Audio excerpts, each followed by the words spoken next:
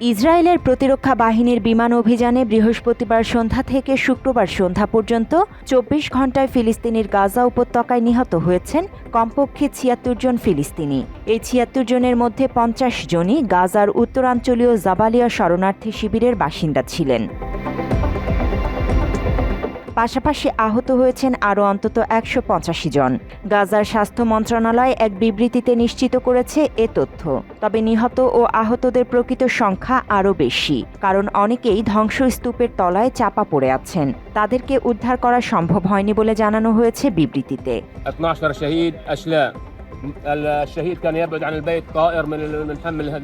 ২০২৩ সালের অক্টোবর থেকে গাজায় অভিযান শুরু করে আইডিএফ।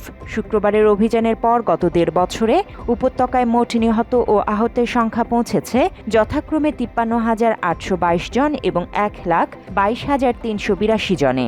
এই নিহত এবং আহতদের ৫৬% নারী ও শিশু।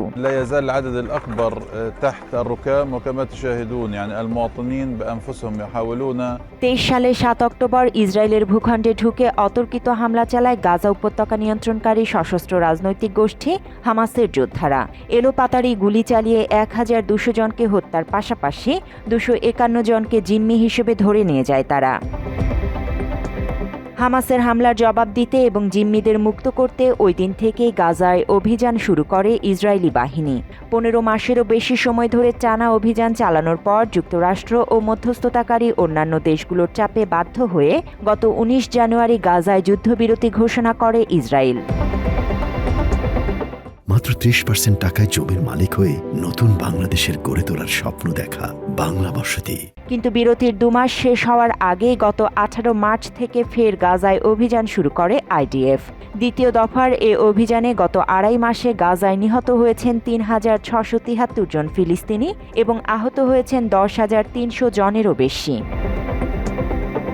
যে ২৫১ জন জিম্মিকে হামাসের যোদ্ধারা ধরে নিয়ে গিয়েছিল, তাদের মধ্যে এখনও অন্তত ৩৫ জন জীবিত রয়েছে বলে ধারণা করা হচ্ছে। সামরিক অভিযানের মাধ্যমে তাদের উদ্ধার করার ঘোষণা দিয়েছে আইডিএফ।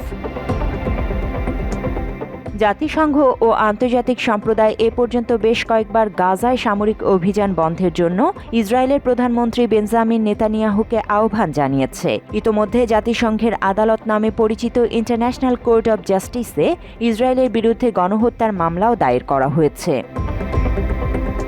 তবে নেতানিয়াহু স্পষ্টভাবে জানিয়েছেন, হামাসকে পুরোপুরি দুর্বল ও অকার্যকর করা এবং জিম্মিদের মুক্ত করা এই অভিযানের লক্ষ্য, এবং লক্ষ্য পূরণ না হওয়া পর্যন্ত অভিযান চলবে গাজায়।